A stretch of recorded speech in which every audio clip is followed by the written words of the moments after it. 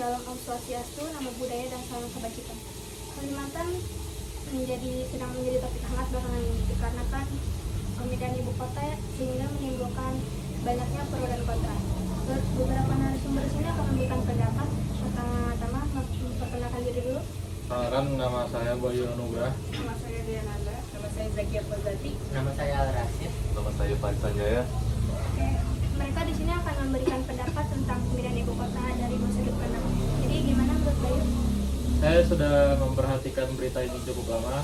Yang ingin saya tanyakan adalah alasan utama dari pemerintah ini memindahkan ibu kota dari Jakarta ke Kalimantan itu apa? Jadi salah satu alasan utamanya tuh buat ngatasin masalah yang udah sangat dalam di Jakarta. Kayak Jakarta tuh paling parah mengalami kemacetan, terus juga polusi udaranya tinggi, terus juga sering banget terjadi banjir. Nah, pemerintah ini berharap dengan memindahkan ibu kota ke IKN mereka bisa mengurangi beban yang sangat dalam di Jakarta ini. Kata yang sangat berat di Jakarta. Ya, selain itu ada juga tujuan strategis pemindahan ibu kota ini diharapkan bisa meratakan pembangunan di seluruh Indonesia. Selama ini Pulau Jawa, khususnya Jakarta, selalu dominan dalam hal perkembangan ekonomi dan infrastruktur. Dengan adanya ibu kota baru di Kalimantan diharapkan bisa mendorong pertumbuhan di wilayah lain. Benar, tetapi proses pemindahan ini memerlukan biaya yang sangat besar. Bagaimana perencanaan pendanaan ini untuk pembangunan proyek ini? Pemerintah telah memberikan anggaran yang cukup besar dalam pembangunan infrastruktur maupun fasilitas publik. Dan juga pemerintah telah memindahkan instansi secara bertahap. Mungkin ada kekhawatiran mengenai biaya yang membengkak. Selain itu, bagaimana dampak sosialnya terhadap masyarakat lokal di Kalimantan?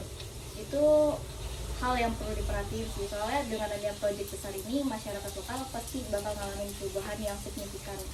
Ada juga kemungkinan mereka bakal ngadapin lonjakan jumlah penduduk sama perubahan dalam ekonomi lokal. Pemerintah juga harus mastiin bahwa masyarakat setempat itu terlibat dalam proses ini dan mendapatkan manfaat. Jadi bukan justru jadi korban dampak negatif. Ya, dan mengenai dampak lingkungan, Kalimantan memiliki hutan tropis yang luas dan biodiversitas yang tinggi. Apakah ada langkah-langkah untuk melindungi lingkungan selama proses pembangunan? Ya, masalah lingkungan ini sangat penting. Pemerintah berjanji untuk melakukan studi dampak lingkungan sebelum memulai proyek. Mereka juga harus menerapkan praktek pembangunan berkelanjutan agar tidak merusak ekosistem di sana dan tidak merusak lingkungan yang tidak dapat diperbarui kembali. Selain itu, ada juga tantangan terkait hal tersebut. Apakah penduduk lokal akan ikut serta dalam pembangunan ibu kota baru ini? Tentu, melibatkan tenaga kerja lokal adalah salah satu cara untuk meningkatkan ekonomi setempat dan menciptakan lapangan kerja baru. Pemerintah seharusnya menyediakan pelatihan dan pendidikan agar penduduk lokal dapat memanfaatkan peluang yang ada. Nah, jangan lupa ini buat infrastruktur sosial, penting banget biar fasilitas kayak rumah sakit, sekolah, dan layanan publik lainnya itu siap sebelum pemindahan benar-benar terjadi. Ini bakal ngebantu mastiin transisi yang mulus dan menghindari masalah bagi pegawai dan masyarakat. Koordinasi antara berbagai pihak juga akan menjadi kunci. Banyak pihak yang terlibat dalam proyek ini. Jadi pengelolaan yang baik dan komunikasi yang efektif sangat penting untuk keberhasilan pemindahan ibu kota. Tepat sekali. Semua tantangan ini memang besar. Namun dengan perencanaan yang matang dan pelaksanaan yang hati-hati, semoga pemindahan ibu kota ini dapat memberikan positif bagi seluruh negara dan